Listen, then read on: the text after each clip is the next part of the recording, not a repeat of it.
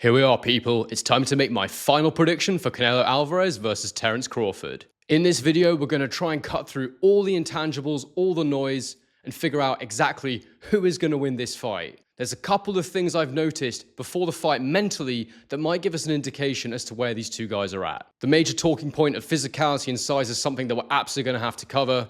And I'm definitely going to try and come down one way or the other on this before we see the two men in the ring. Can Crawford take those punches? Will he hit hard enough to hurt Canelo? How has preparation gone for the two men? And finally, tactically, do I think that Crawford can execute a game plan that would allow him to beat Canelo Alvarez and become the first ever three-weight undisputed world champion? I'm probably going to change my mind a couple of times along the way in this one, guys, because it really is that hard to pick. So watch me as I go through the process of figuring out who wins this damn fight. Hello, everyone, and welcome back to A Guy Called Henry. I'm absolutely buzzing for this fight. I know that the promotion and the hype for this one has been a bit weird. I don't know why. I really thought that Netflix were going to go all out on this because obviously the whole reason they put these fights on is to try and get more subscribers on their platform. And look, maybe it does giant numbers and I've just missed something here, but it does feel a little weird, this build-up. Even the weird face-off where they're standing on that float in the water, there's just something not quite there and not quite right with it. But it doesn't matter to me because I love boxing and I can put all that aside and go, I've thought about this endlessly. I've analyzed and assessed everything.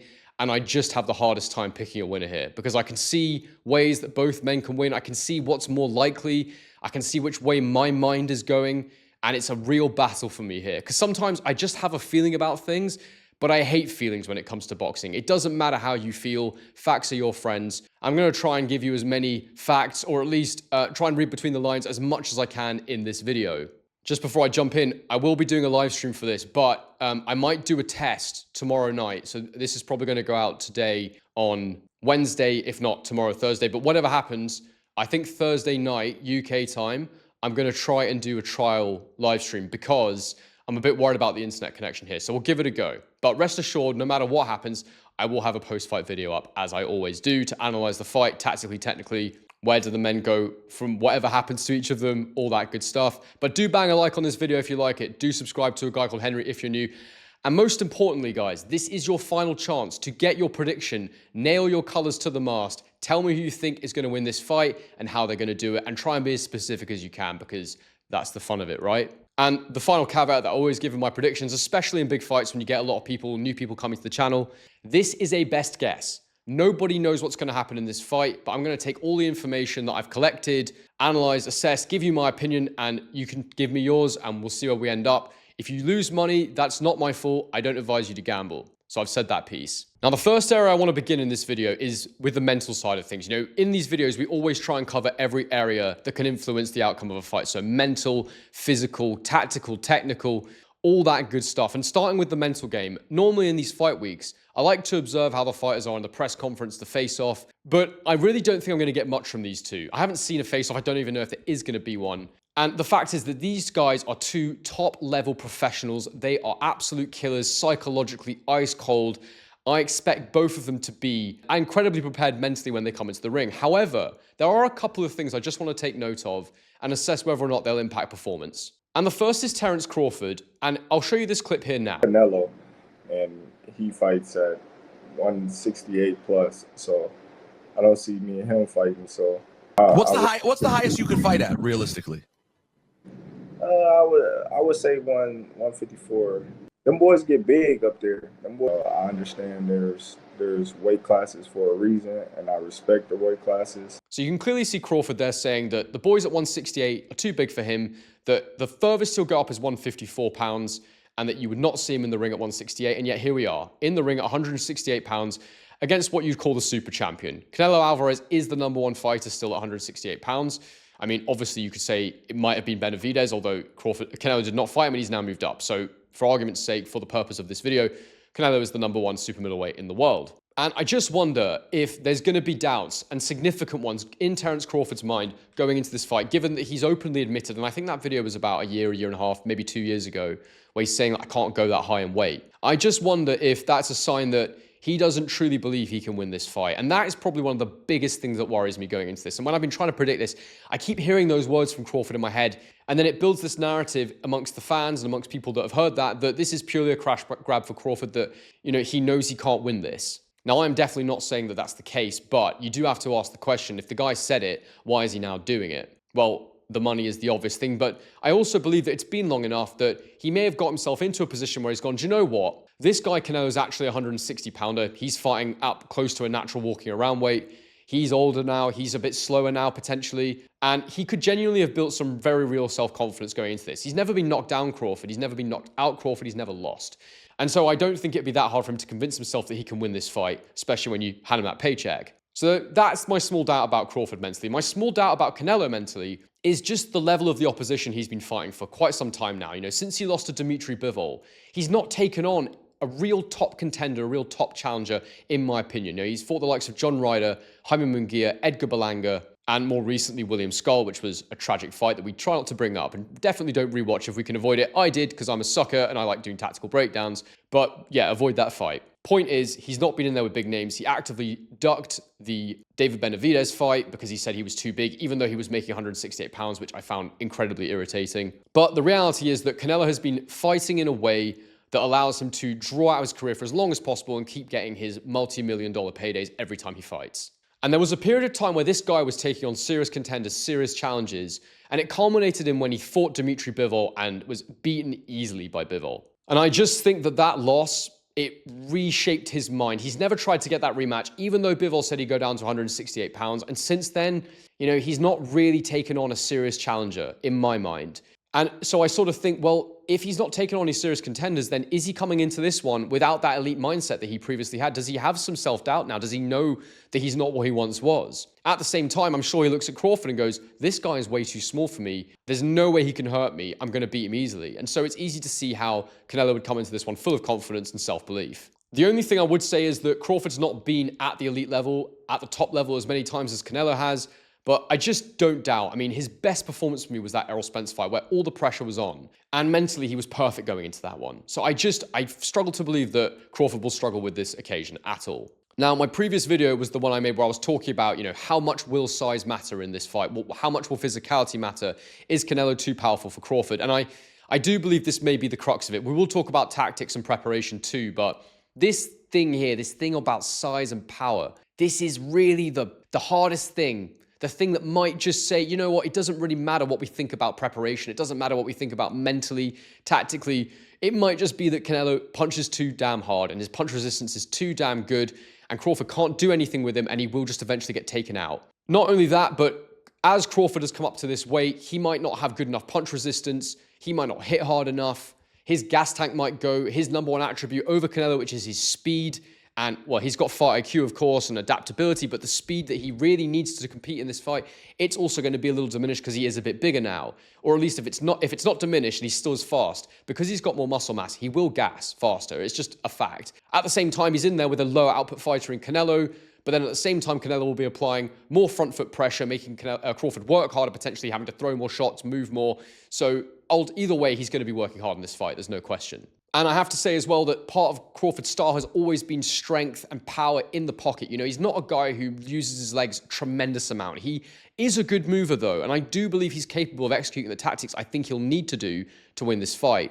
But the fact that he's not going to be the stronger man in there, the fact he might not be able to hurt Canelo might undermine everything else I'm going to say. So what I'm going to say is this, and what I think is this. I might be wrong, but this is genuinely what I believe. I do think Crawford is going to be able to punch hard enough to keep Canelo off him. I think he's going to hit hard enough to stop Canelo's march forward.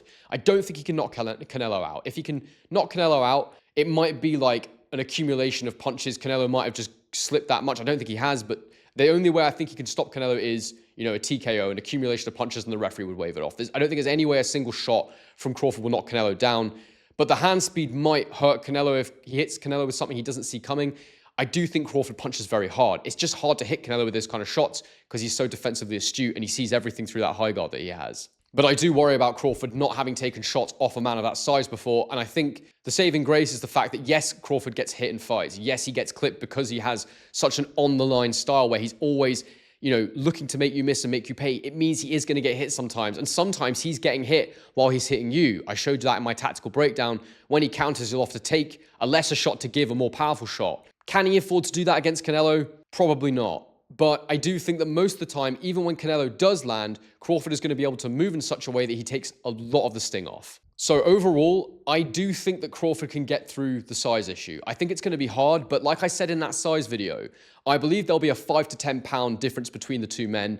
And when Canelo fought Lara, which was a very close and competitive fight, however you like to cut it, I know some of you don't like me talking about that fight for whatever reason, but it was a very close fight. And Lara was only, I think he was 5 or 6 pounds lighter than Canelo when they actually got in the ring. And I know that Canelo was a smaller man then, but the point is that size gap did exist. And Canelo was a fresher, younger Canelo then, and Crawford and Lara was able to maneuver his way through that fight. Now, Crawford is not Lara, but he does have some things that Lara doesn't have that potentially make up for it, but also make it a more dangerous fight for him. Now, before I get into the tactics, let's quickly talk about preparation. Now, there's been some rumors in this fight week that Crawford has some kind of shoulder injury. And look, if that is true, it completely derails this whole thing as a contest. He needs to be absolutely 100% at his best to win this fight. He arguably needs to be perfect to win this fight because it's one of those where if Crawford can execute what he needs to do exactly to the T and can ride out all the shots and, get away with not being hurt too much, I think he can do it. But at the same time, Canelo can land one shot to the body and he can take out Crawford. That's the reality of this fight. But look, the point of what I'm making here is if that shoulder injury is real,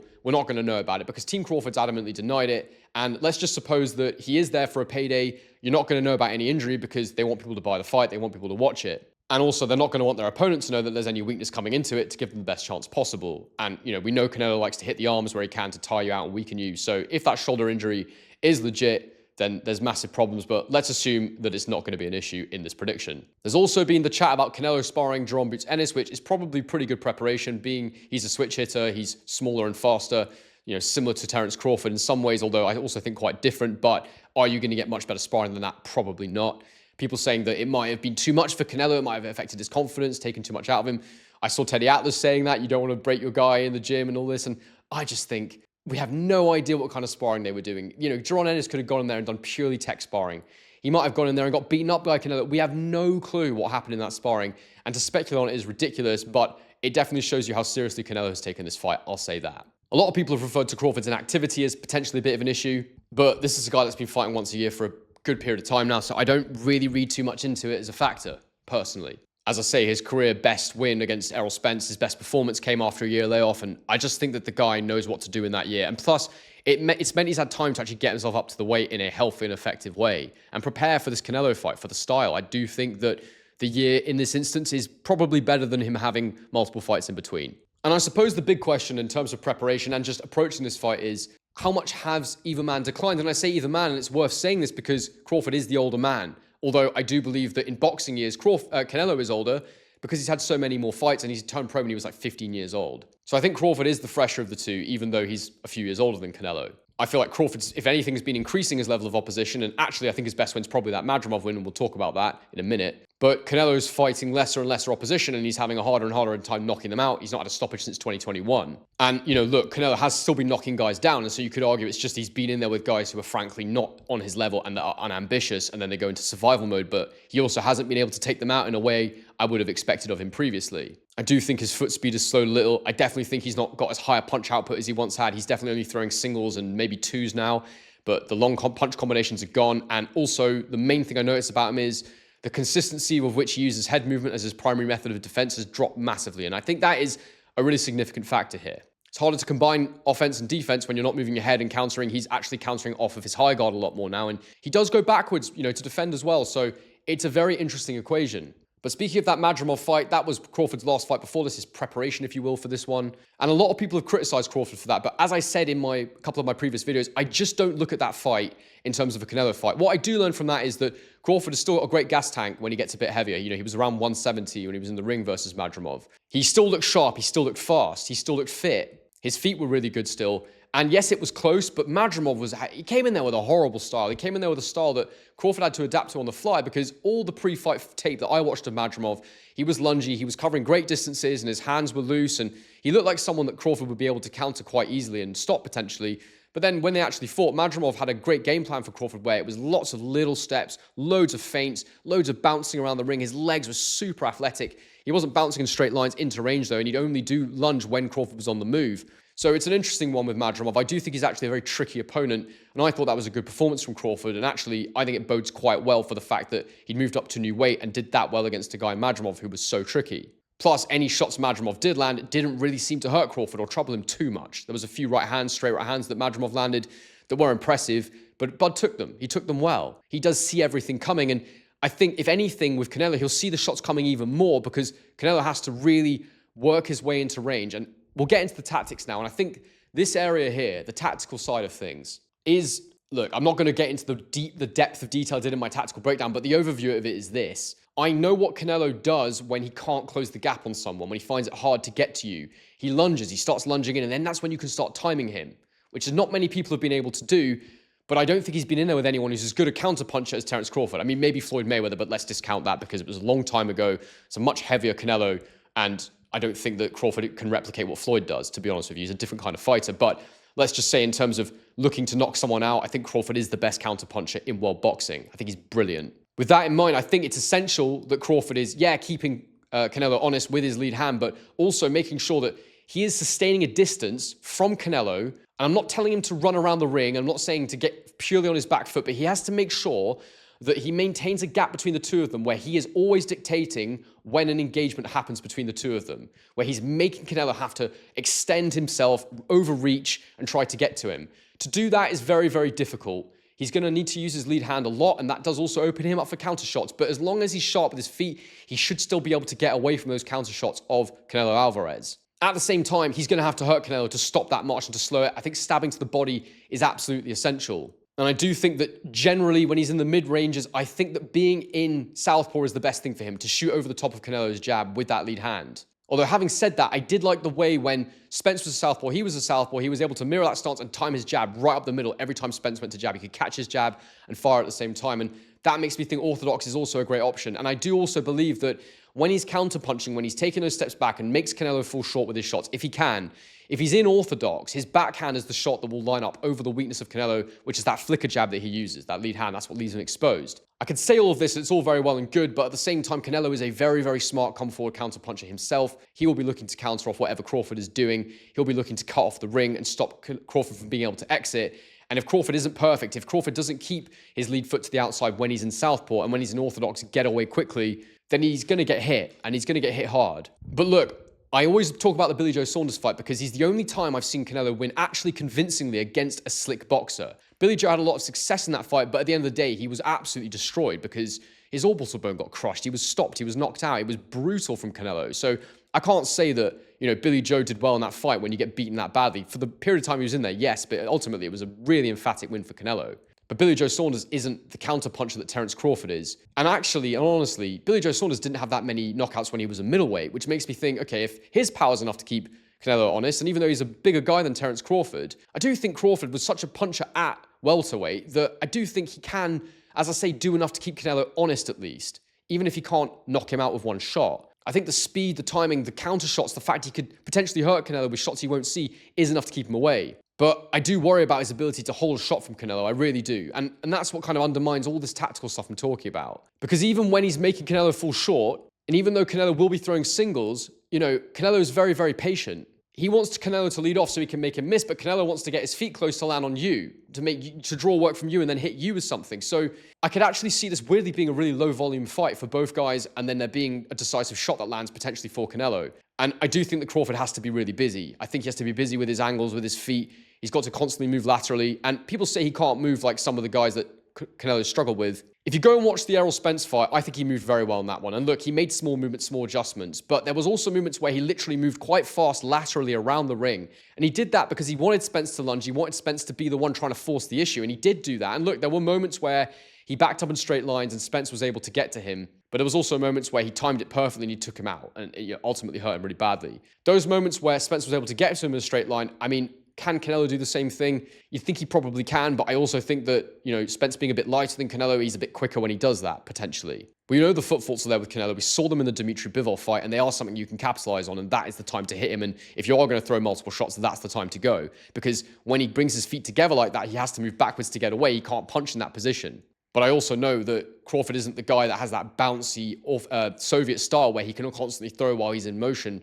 But he is going to have to throw while he's in motion. He just won't do it as well or as hard as Bivol does because he's bigger and that Soviet style is very whipping and it's just a bit different from what Terence Crawford does. This is super hard to predict, guys, and I'm going to try and do it now. And I think a lot of this hinges on has Canelo slipped enough that Crawford's speed will be a bit too much for him? It's hard to say. I mean, I went and watched the Jaime Munguia fight again, and that was just under a year and a half ago. And I think that fight was a good one to look at because Munguia had really quick hands in that fight, and they gave Canelo problems, but I was so impressed with how defensively good Canelo was in there. I mean, he just took all that work, he soaked it up, he moved his head, he moved away, he waited for Munguia to gas a bit, and he then absolutely smashed him. But Munguia is nowhere near as skillful as Crawford. There's no question about that. Basically, I've studied this to the death, and whatever I pick here, I have serious doubts. I really do. And even talking it out right now, I genuinely don't know. I just don't know what's going to happen because I think about the greats and I think about what an unbelievable achievement this would be for Terence Crawford. And I think, is he good enough to be the guy that does that? That goes up to 168 pounds, skips a couple of weight divisions, becomes the first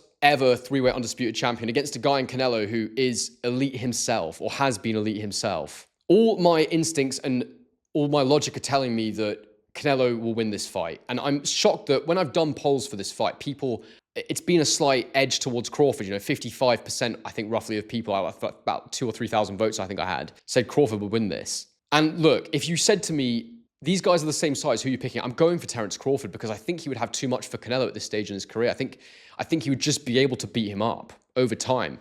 And I do think there will be periods where Crawford looks great in there. I think he's going to look so sharp, and I think he's going to be in and out, and I think he's going to be lighting Canelo up at times. I really do. But Canelo is very good defensively too, and I think he'll take a lot of it. I don't think it's going to hurt him that much. And I do think as the rounds go on, it's going to get more and more dangerous for Terence Crawford. At the same time, I do have some reservations about Canelo's gas tank at this stage in his career if Crawford can set the right pace, which again is a question mark in itself.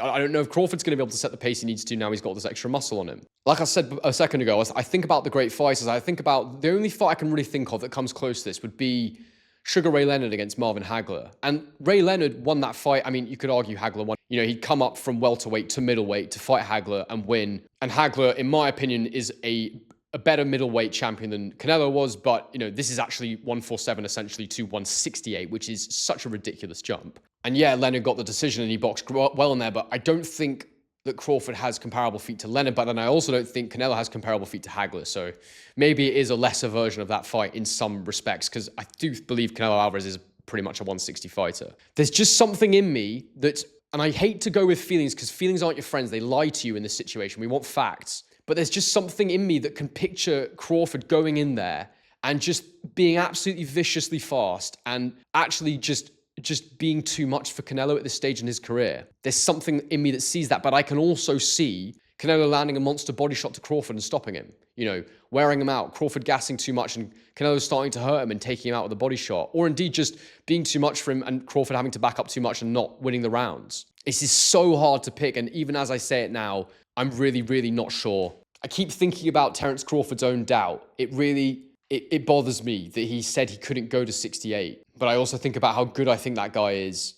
It shouldn't be possible, really, but I am going to pick Terence Crawford on points. And I didn't think I was going to pick that. I didn't know what I was going to pick coming into this video. Maybe it's a little bit of what I'd like to see happen. I don't know. I always try and leave my bias out with these videos, but maybe when it's this hard to pick, there's a bit of bias in there. Everything tells me Canelo probably should win this, but I think Crawford can execute the tactics with an extra bit of stuff that we've never seen before. I think that he can maintain that gap for long periods of time. He's going to have to move, no question. But I don't think we've seen Canelo in there with someone who can move, maybe not as well as some of the movies he's been there with, but move well enough and has the sharpness of shot power. The sharpness, on his punches, the accuracy on his punches, the intelligence and the IQ. Offensively, I don't think we've seen Canelo in there with someone like that before. I mean, obviously Dimitri Bivol, but it's just a different style altogether. I'm talking about someone I think is going to try and maintain that range. Bivol did it with the lead hand, and then Bivol would time the foot faults of Canelo in unload combinations. Bivol was too big for Canelo to really get to him and hurt him when he was moving back with his hands up. But I've just got this feeling in my head. Look, if this, and just to be clear, if this is Canelo 4 years ago, I'm not questioning this. It's Canelo all day. And I don't know if he's slipped enough because at the end of the day, he's not been in there with someone who's really pushed him recently, who's made him go where he needs to go to bring out a great performance. But also, his punch output just isn't that great anymore. And I do think his feet are slowed a little bit. And every great fighter loses their punch resistance to a degree at some point as well. So yeah, I've picked Terence Crawford to win by points. I'm really, really unconfident. I think this might be a dreadful pick, but equally, I'm gonna look like a genius. I mean, look, you don't get it both ways. I deserve the abuse if Crawford doesn't win this fight because it could be a stupid pick. But there's just something in me, based on all the studying I've done, looking at all the tactical information. I think that this is the key and decisive thing. I'm sorry I'm rambling, but this really is the key and decisive thing for me. I think it's making me pick it. It's the fact that Lara was so competitive with him when there was a 5-6 pound weight gap.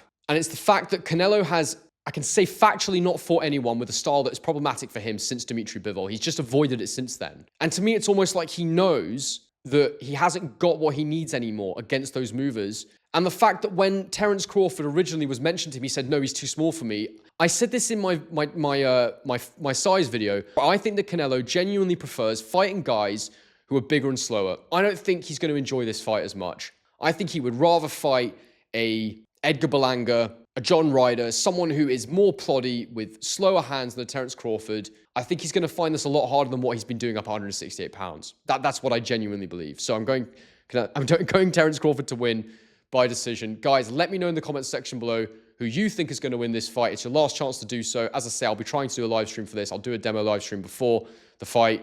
I've rambled my way to my pick there. This is the most confused and lost I've been in picking a fight, if I'm being perfectly honest. I usually have a really clear picture and understanding. I usually see something that makes me think it's going to go a certain way, but these damn intangibles are just too hard to read, and I've tried my best in this video to come down one way or the other, but it's difficult to read. Anyway, I'm going Crawford by decision. Let me know what you think in the comments below. Thank you so much for sticking with me all the way to the end of this one, guys. I will be back in Australia in a week, and then we'll be back into the normal routine. There will be a lot more content going out again. But thank you so much for watching to the end, and as I always say, guys, on to the next one.